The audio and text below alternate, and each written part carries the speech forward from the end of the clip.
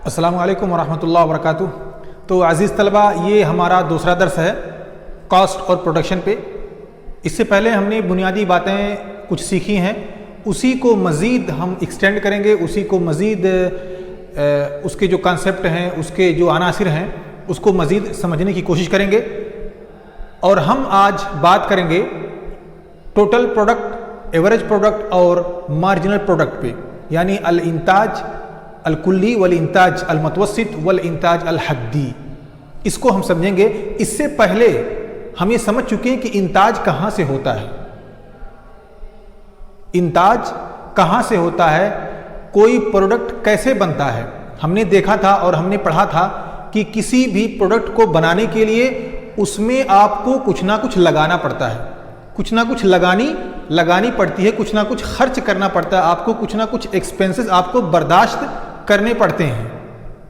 जैसे अगर कोई चीज़, कोई सामान आप बनाना चाह रहे हैं तो आपको लेबर चाहिए, काम करने वाले लोग चाहिए, मशीन चाहिए, मवाद खाम चाहिए, रॉ मटेरियल जिसे कहते हैं, यानी कच्चा सामान वो चाहिए, और इसी तरह से बहुत सारी चीज़ों की आपको ज़रूरत पड़ती है। अब जब आप इन सामानों का इस्तेमाल करते हैं, इन वसाइल और इन अनासिर को आप इस्तेमाल करते हैं, तो आपको कुछ ना कुछ प्रोडक्ट मिलता है। अब इन सामानों को मैंने बताया था कि ये एक तरह से मुदखलात हैं, इनपुट हैं। जब आप इनको एक प्रोसेस में, एक इजराआत में इसको करेंगे स्टेप बाय स्टेप, सारी चीज़ों को, चाहे किसी चीज़ को बनाने में 1 महीना लगे, 1 हफ्ता लगे, 1 घंटा लगे, 10 मिनट लगे, लेकिन आपको उसे एक प्रोसेस और एक ऑपरेशन से, एक अमलिया से गुजारना होगा। फिर उसके बाद जो सामान बनकर के आता है वो आपका होता है मुखरजात। ये जो आपका मुदखलात है, इसे आप ख़रीदते हैं मार्केट से, बाज़ार से, फिर आप उसमें काम करते हैं और फिर उसके बाद एक प्रोडक्ट बनाते हैं जो आपका मुखरजात होता है, और इसे आप मार्केट में बेचते हैं और आपको उसका पैसा मिलता है। तो जो आपने खर्च किया वो हो गया आपका तकलुफ़ा, वो हो गया आपका कॉस्ट, और जो आपने बना करके मार्केट में बेचा वो हो गया आपका रिवेन्यू, वो हो गया आपका रिवेन्यू, ईरादात। और इन दोनों में से, अगर ईरादात में से आप तकलुफ़ा को घटा देंगे तो आपको मिलेगा मनफ़ा, आपका रिब्ह और आपकी प्रॉफिट आपको मिलेगी। तो ये चीज़ हमने समझी थी और देखी थी। तो अब उसी जो प्रोडक्शन हमने बनाया है, जो हमारा मुखरजात सामने निकल कर के आया है, ये किस किस तरह के होते हैं और क्या होते हैं, इसी के बारे में हम आज मज़ीद पढ़ेंगे।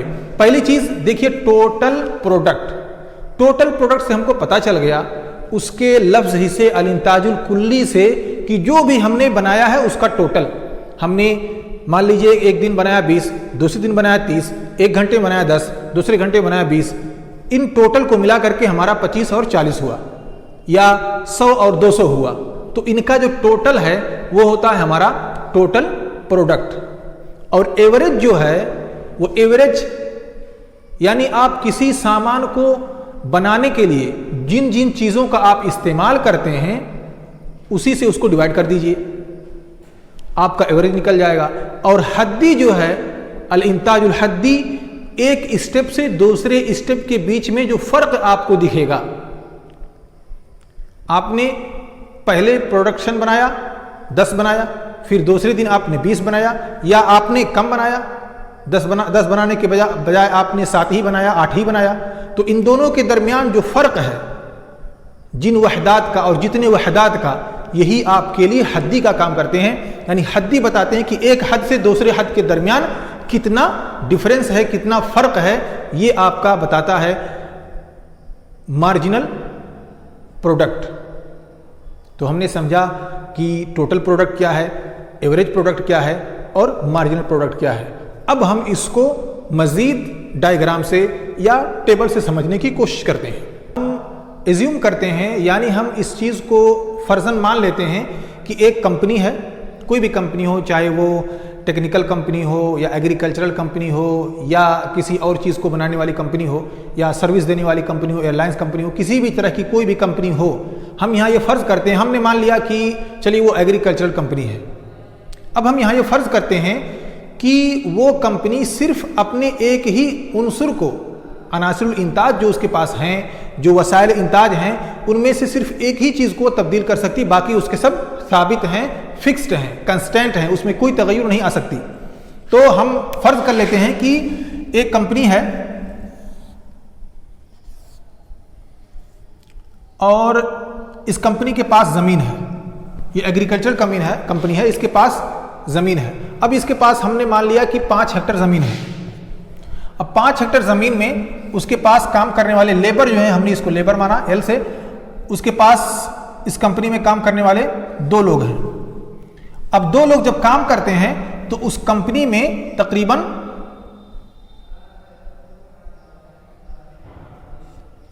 मान लिया हमने 10 टन गेहूं पैदा होता है, क्वांटिटी ऑफ प्रोडक्शन या प्रोडक्ट, या इसे हम कहते हैं टोटल प्रोडक्ट। अब यहां से हम टोटल प्रोडक्ट को भी समझेंगे, एवरेज प्रोडक्ट और मार्जिनल प्रोडक्ट को हम इस डायग्राम से, इस टेबल से हम समझेंगे इंशाल्लाह। तो हमने माना कि जमीन साबित है, उसमें तगय्युर नहीं है, लेकिन ये कंपनी इस बात पर कादिर है कि वो अपने लेबर को बढ़ा सके या घटा सके। ठीक, अब अगर वो कंपनी 2 लेबर को इस्तेमाल करती है तो उसका टोटल प्रोडक्ट होता है 10। लेकिन अगर ये कंपनी, चूंकि हमने माना कि जमीन उसके पास साबित है, तो ये हर सूरत में 5 ही रहेगा। अगर ये कंपनी 3 लेबर बढ़ा देती है तो उसका प्रोडक्ट हो जाता है 12। फिर अगर ये कंपनी 4 लेबर कर देती है, 2 के बजाय 2 बढ़ाया इसने फिर यहां पहले की बनिस्बत, तो इसका प्रोडक्ट हो जाता है मसलन 16। फिर ये कंपनी 5वें लेबर को बढ़ाती है और इसका प्रोडक्ट हो जाता है मसलन 20। फिर ये कंपनी 6ठे लेबर को बढ़ाती है और इसका प्रोडक्ट हो जाता है 15 मसलन। अब यहां देखिए कि ये कंपनी लेबर बढ़ाने पर कादिर है। ये कंपनी अपने एक उन्सुर को, अपने एक फैक्टर्स को बढ़ा सकती है, घटा सकती है। बाकी जितने भी फैक्टर्स हैं प्रोडक्शन के वो सब साबित हैं, यानी जैसे ज़मीन है, मशीन है, लेबर है, मवाद खाम है, सारी चीज़ें जो हैं वो साबित हैं। सिर्फ वो लेबर में चेंजिंग कर सकता है, लेबर को वो बढ़ा सकता है। अब जब उसने 2 से 3 किया तो उसको प्रोडक्ट टोटल मिला कितना, 12। और जब उसने 4 किया तो उसको मिला 16। जब उसने 5 किया तो उसको मिला 20। लेकिन जब उसने 6 लेबर्स बढ़ा दिए तो उसका जो टोटल प्रोडक्ट था वो कम हो गया।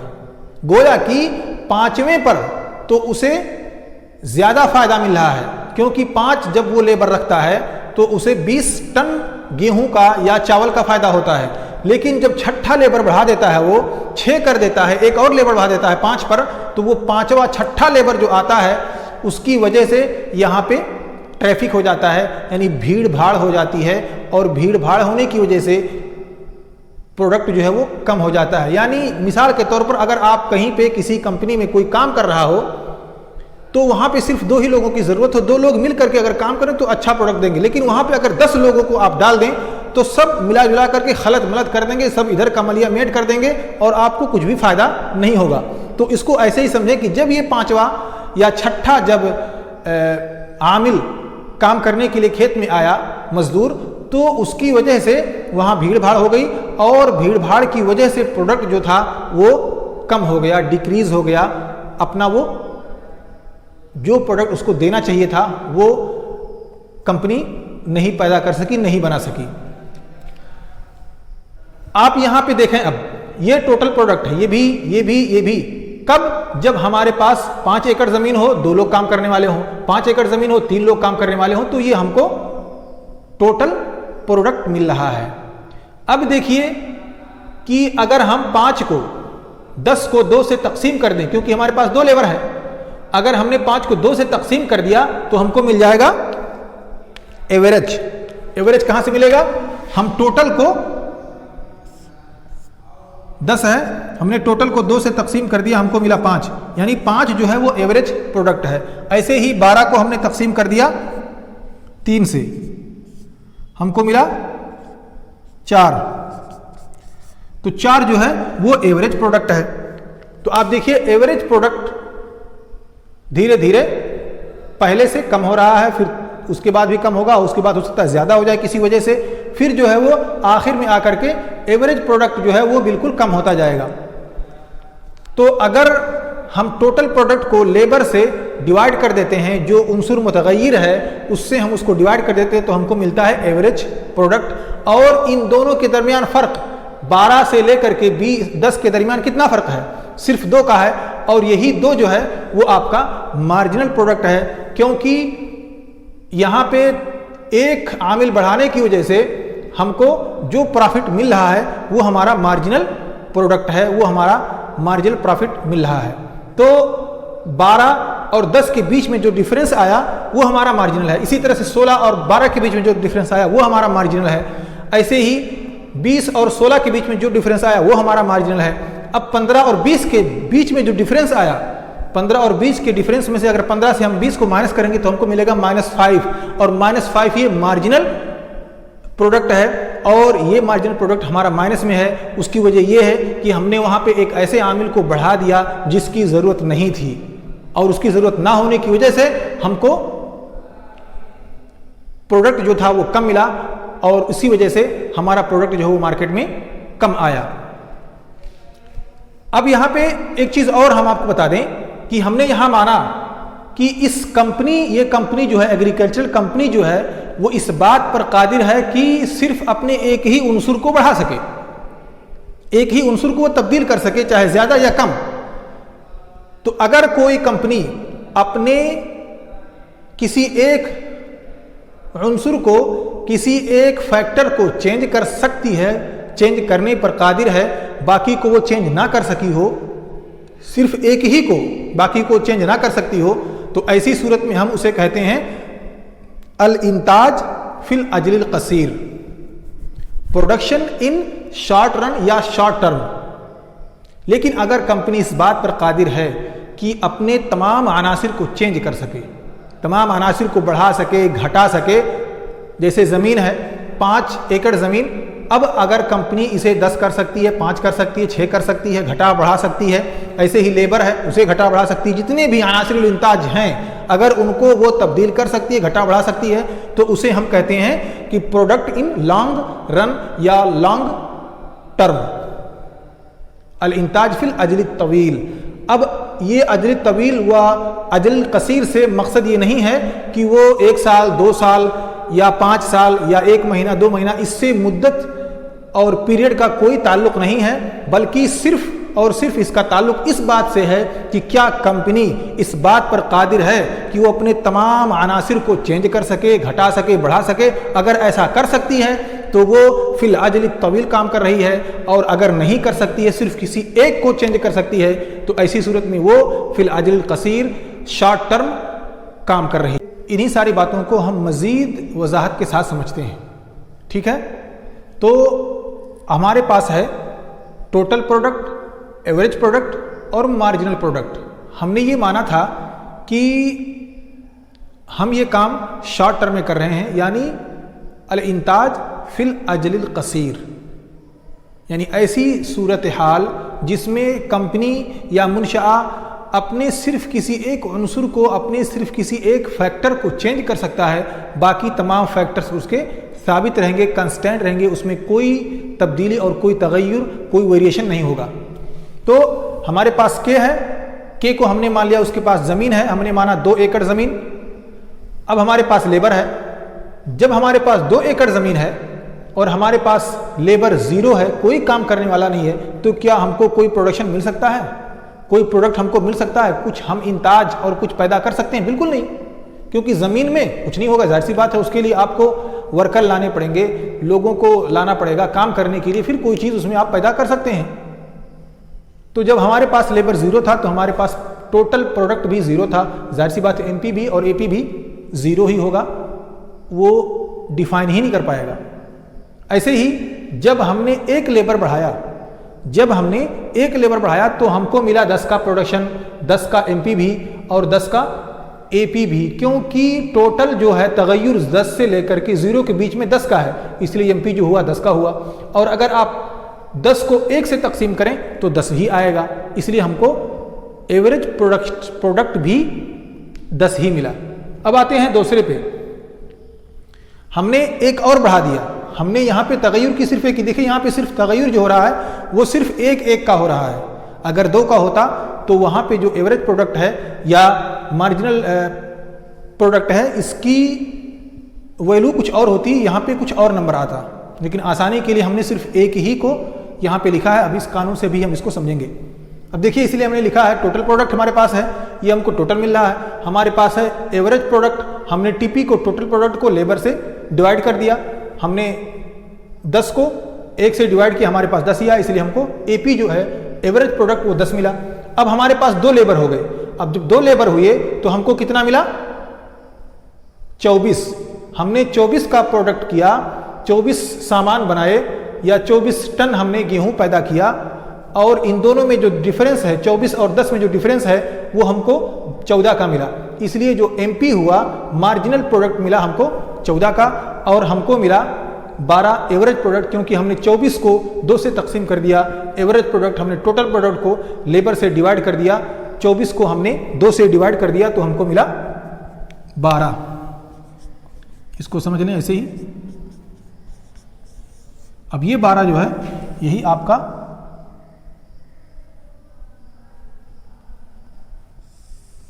ये है, ठीक। अब आपको 14 कहां से मिला? हमने कहा कि तगय्युर, देखिए एमपी इस डेल्टा का मतलब होता है तगय्युर, यानी किसी तरह की कोई तब्दीली टीपी में और एल में, लेबर में। अब हमारे पास तगय्युर कितना हुआ है?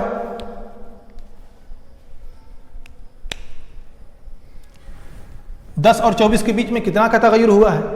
आप उसको डिवाइड भी करके देख सकते हैं, 24 माइनस 10, और L इसके बीच में 1 और 2 के बीच में सिर्फ एक ही का तगय्युर हुआ है, यानी हमने 1 से 2 कर दिया। अगर 1 से 5 करते तो 4 का तगय्युर होता, अगर 1 से 3 करते तो 2 का तगय्युर होता। हमने 1 से 2 किया है, सिर्फ 1 का तगय्युर। इस तरह से ये हुआ 14/1, और 14/1 का मतलब 14।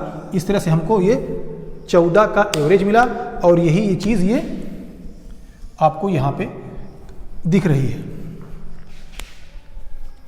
तो हमने टीपी भी समझ लिया, टोटल प्रोडक्ट, हमने एपी भी समझ लिया, एवरेज प्रोडक्ट, और हमने एमपी भी समझ लिया, मार्जिनल प्रोडक्ट। अब हम आते हैं, समझते हैं एलडीएमपी, यानी law of diminishing of marginal product, कानून तनाकुसिल गल्ला, यानी जो मनफा है, जो प्रोडक्ट है, जो हमको फ़ायदा मिल रहा है 1 यूनिट पर, 2 यूनिट पर, या 1 से ज़्यादा पर, उसकी मनफात कैसी है? क्या वो बढ़ रही है या घट रही है, या पहले ज़्यादा बढ़ती है फिर धीरे धीरे घटती है? इसको हम यहाँ समझते हैं। देखिए हम आते हैं मार्जिनल प्रोडक्ट पे। मार्जिनल प्रोडक्ट को आप देखिए 14 है, 10 है, यहाँ पे 0 था, कुछ नहीं था, हमको 14 मिला, 10 मिला, 10 से हमको 14 मिला, 14 से हमको 16 मिला।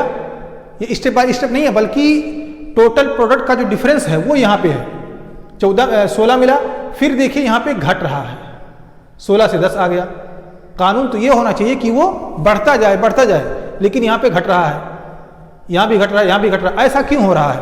यहाँ पे ऐसा इसलिए है क्योंकि यहाँ पे इन माल की ज़रूरत नहीं है। यहाँ पे जितने भी आमिलों को हम बढ़ा रहे हैं उनकी वजह से टोटल प्रोडक्ट जो हमारा आ रहा है वो धीरे धीरे कम होता जा रहा है। अब यहाँ देखिए हमारे पास 16 था, 16 से हमको 10 मिला, यानी जो मार्जिनल प्रोडक्ट हमको मिलना चाहिए था वो 16 के बजाय 20 हो सकता था, 25 हो सकता था, लेकिन हमको कम मिला। तो यही कानून तनाकुसी गल्ला, यानी वो एक लेवल पर तो जाएगा, बढ़ता जाएगा, लेकिन फिर एक लेवल पर चढ़ने के बाद, एक लेवल पर पहुंचने के बाद मार्जिनल प्रोडक्ट जो है वो धीरे धीरे कम होता जाएगा, यहां तक कि वो 0 पर भी आ जाएगा। तो हमने समझ लिया टीपी, एपी, एमपी और LDMP, law of diminishing marginal product, कानून तनाकुसी गल्ला। ठीक है, तो उम्मीद है इंशाल्लाह ये सारी बातें समझ में आई होंगी। और अब हम नेक्स्ट क्लास में, अगले क्लास में इंशाल्लाह हम पढ़ेंगे कॉस्ट के बारे में। हमने ये प्रोडक्ट के बारे में पढ़ा कि प्रोडक्ट क्या होता है, कैसे कैसे उसको कैलकुलेट किया जाता है, कैसे कैसे प्रोडक्शन सर्किल काम करता है, इसको हमने पढ़ा। अब अगले नेक्स्ट क्लास में हम इंशाल्लाह कॉस्ट के बारे में पढ़ेंगे, जिसमें हम पढ़ेंगे एवरेज कॉस्ट, इसी तरह से मार्जिनल कॉस्ट, इसी तरह से फिक्स कॉस्ट और वेरिएबल कास्ट, इन चीज़ों को हम वहाँ भी पढ़ने की कोशिश करेंगे, क्योंकि जब हम कोई चीज़ बनाते हैं, कोई चीज़ इंताज या पैदा करना चाहते हैं, तो उसके लिए हमें कुछ ना कुछ खर्च करना पड़ता है। अब जो खर्च करते हैं उसकी कई किस्में हो सकती हैं। इन्हीं सारे अक़साम के बारे में और इनकी जो खुसूसियात हैं उसके बारे में इंशाअल्लाह हम अगले क्लास में पढ़ेंगे।